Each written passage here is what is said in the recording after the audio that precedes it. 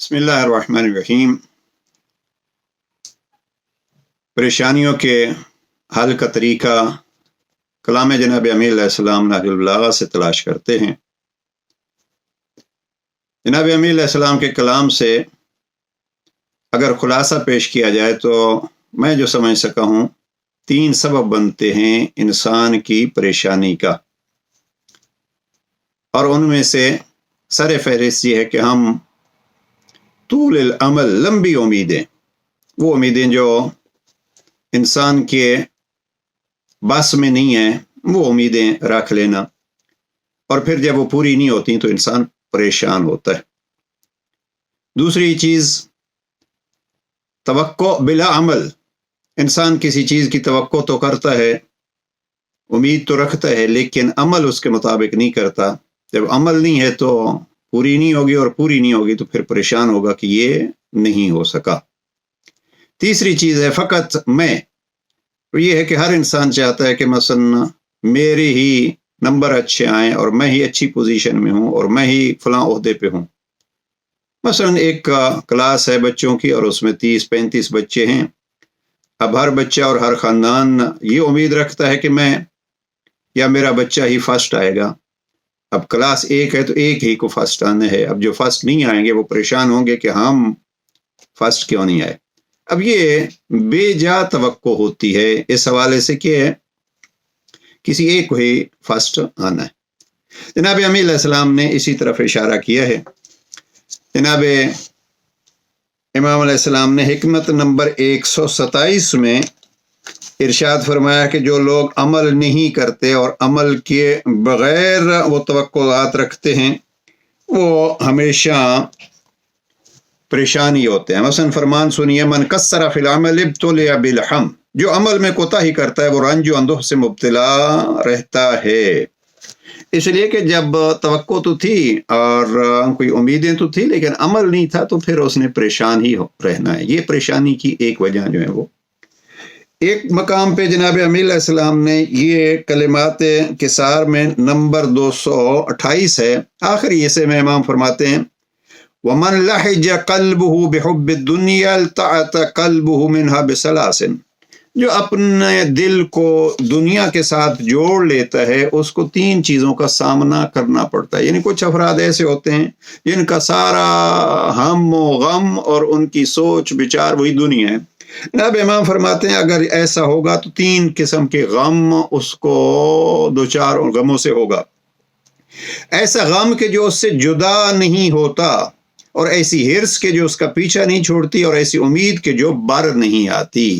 اس لیے کہ یہ دنیا سے بہت زیادہ توقعات رکھ لینا، دنیا نے جناب امیر علیہ السلام فرماتے ہیں الدنیا تغر و تضر و تمر، دھوکہ دیتی ہے، نقصان پہنچاتی ہے اور بھاگ جاتی ہے، یہ کبھی کسی کے پاس نہیں رہتی۔ ہمارے زمانے میں بھی بہت سارے ایسے ہیں، شاہوں کو گدا بنا دیا اور حکمرانوں کو قیدی بنا دیتی ہے یہ دنیا۔ اس لیے اس دنیا سے جس نے توقع کی سب سے پہلے یہ کہ اس کو ہموں اور غموں کا سامنا ہوگا۔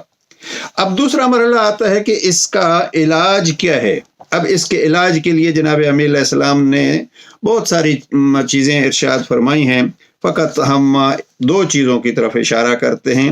ایک تو جناب امام علیہ السلام نے اپنے فرزند ارجمند جناب امام حسن مجتبیٰ کو وصیت 31 میں ارشاد فرمایا بیٹا اطرح عنک واردات الہموم، بیٹا ٹوٹ پڑنے والے غموں کا علاج کرو بعزائم الصبر و حسن الیقین، پختہ ارادے اور اللہ پر بہترین یقین، یعنی کامل یقین اللہ پر، اللہ کو توکل اللہ پہ کیجیے اور اللہ کو اپنے کام سپرد کر دیجئے، یقیناً اس کا رزلٹ اچھا آئے گا اور اس پہ پریشانی نہیں ہوگی۔ 2 چیزیں کیا ہوا، ایک یہ ہے عزائم الامر جس کو ہم کہتے ہیں پختہ ارادے، اور علامہ اقبال نے شاید اسی طرف اشارہ فرمایا کہ ارادے جن کے پختہ ہوں، نظر جن کی خدا پر ہو، تلاطم خیز موجوں سے وہ گھبرایا نہیں کرتے۔ ارادے پختہ ہوں، مثلا ہم نے کوئی کام کرنا ہے اور ہم اس کام کے لیے پختہ ارادہ کرتے ہیں، پھر یہ ہے کہ ارادے جن کے پختہ ہوں، نظر جن کی خدا پر ہو، اور خدا پر نتیجہ چھوڑیے تو یہ ارادے جن کے پختہ ہوں، نظر جن کی خدا پر ہو، تلاطم خیز و موجوں سے وہ گھبرایا نہیں کرتے، نظر خدا پہ ہو، یعنی اس کو صبر کہیں گے۔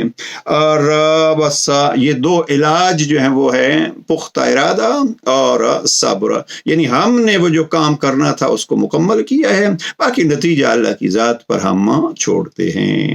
اور پھر اگر انسان اس انداز سے اپنی زندگی گزارے تو پھر مشکلیں تو آتی رہتی ہیں، لیکن ان مشکلات کے حوالے سے انسان بڑا سکون میں رہتا ہے، مجھے جو کرنا تھا وہ کر لیں۔ ایک فرمان جناب امام نے جناب مالک اشتر کو فرمایا، اور یہ عمومی زندگی میں کام آنے والی چیز ہے۔ خط نمبر 53 میں جناب امام علیہ السلام نے بات تو یہ فوج کے حوالے سے کی، لیکن اس میں امام فرماتے ہیں فَإِنَّ فِي الصُّلْحِ دَعَةٌ لِجُنُودٍ وَرَاحَةٌ فِي هُمُومِكَ، اگر آپ رائے جھگڑے سے پرہیز کیجئے تو آپ کو غموں سے نجات ملے گی۔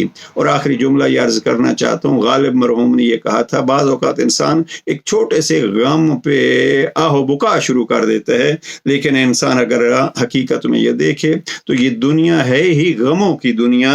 اور پھر غالب کا جو شعر عرض کرنا چاہتا ہوں، رنج سے خوگر ہوا انسان تو مٹ جاتا ہے، رنج مشکلیں مجھ پر پڑی اتنی کہ آسان ہو گئیں۔ لہذا مشکلوں کو برداشت کریے، صبر کیجئے، تو رب نے بھی یہی فرمایا بشر الصابرین الذین اذا اصابتهم مصیبہ قالوا انا للہ وانا الیہ راجعون۔ پروردگار علی امیر المؤمنین کے بتلائے ہوئے اس پختہ ارادے اور یقین پر ہمیں عمل کر کے مشکلوں کا مقابلہ کرنے کی توفیق نصیب فرمائے۔ والسلام علیکم ورحمۃ اللہ۔